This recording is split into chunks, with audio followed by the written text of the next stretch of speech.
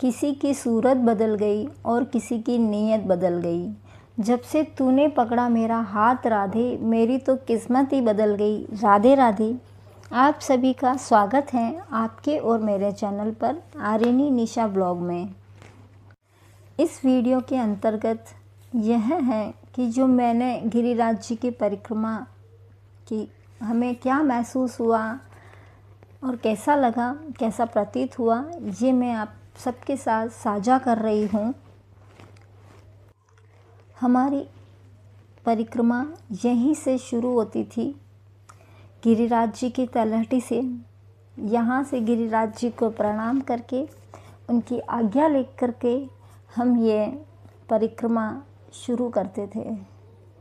हम यहीं आसपास माहेश्वरी धर्मशाला में रुकते थे और उसी के सामने गिरिराज जी की तलहटी से उसके अंदर जाते और गिरिराज जी की तलहटी से हम परिक्रमा शुरू करती। यहाँ गिरिराज जी को प्रणाम करते, उनकी आज्ञा लेते और हम गिरिराज जी को सम्मान करके यहाँ से हम परिक्रमा शुरू करते।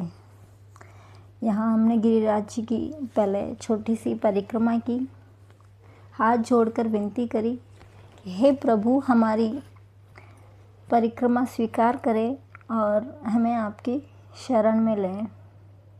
मेरे बच्चे, मेरी बहनें और मेरे पतिदेव जी, हम सब एक साथ परिक्रमा करते थे। कभी कभी मेरे बहनों का भी साथ मिल जाता था। बाकी हम, मेरे दोनों बच्चे और मेरे पतिदेव ने, हमने लगभग पिछले 2.5 सालों से लगातार हमारे परिवार वालों ने गिरिराज जी की 21 किलोमीटर परिक्रमा संपूर्ण की। अतः अब 1 साल से राधा रानी बरसाना परिक्रमा संपूर्ण होने वाली है। यह केवल सिर्फ राधा रानी और ठाकुर जी की कृपा से हो पाया है।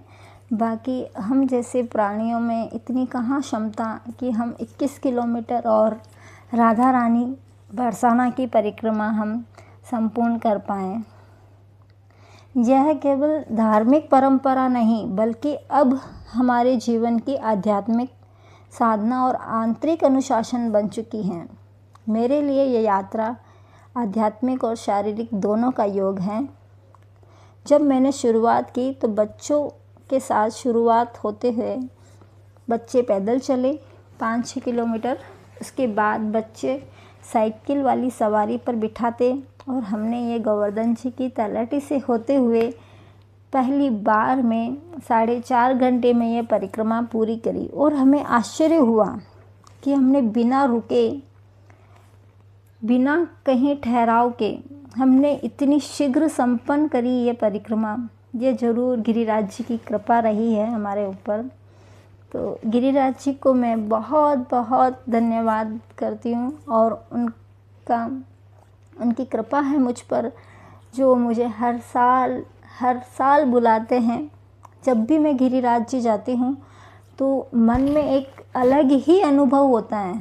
मन एक शांतमय हो जाता है और वहाँ जा कर के जो मेरे रोम रोम है मेरे हृदय के और मेरे शरीर के, वो खड़े हो जाते हैं और अत्यंत ही मुझे बहुत खुशी मिलती है यहाँ आकर, जो और मुझे कहीं भी जाके नहीं मिलती।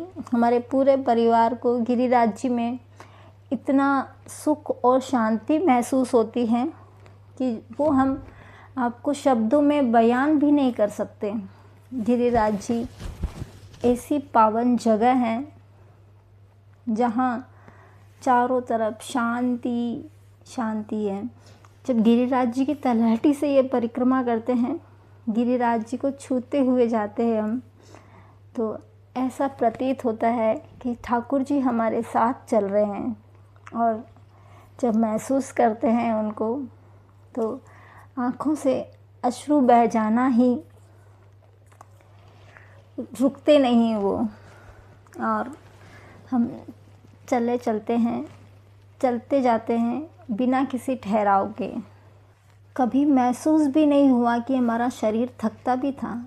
मानो ऐसा प्रतीत होता था कि 21 किलोमीटर हम चले ही नहीं। कब परिक्रमा शुरू होती थी और कब ख़त्म हो जाती थी पता ही नहीं चलता। कभी कभी तो कई परिक्रमाएं हमने दिन के दौरान करी और कई परिक्रमाएं हमने रात्रि के दौरान करी। रात्रि की शांति और प्रकृति की गोद, मंद हवा और गिरिराज जी की पावन धूल, इन सब के बीच चलते हुए मन संसार के शोर से मुक्त हो जाता। इस धार्मिक यात्रा के दौरान एक अद्भुत रोमांचक शांति और आध्यात्मिक कंपन महसूस होता। हर परिक्रमा मुझे नई ऊर्जा देती और शरीर को नई शक्ति देती और आत्मा को ज्ञान देती और हमें ठाकुर जी के समीप ले जाती। जब गिरिराज जी के दर्शन के लिए हम जाते थे मुखारविंद पर, हमारी परिक्रमा हम ऐसे तब समय पर शुरू करते तो शाम के सायंकाल के 6:30 बजे मुखारविंद पर गिरिराज जी के वही दर्शन जो श्रीनाथ जी में होते हैं वो हमें देखने का कभी कभी सुख प्रदान होता।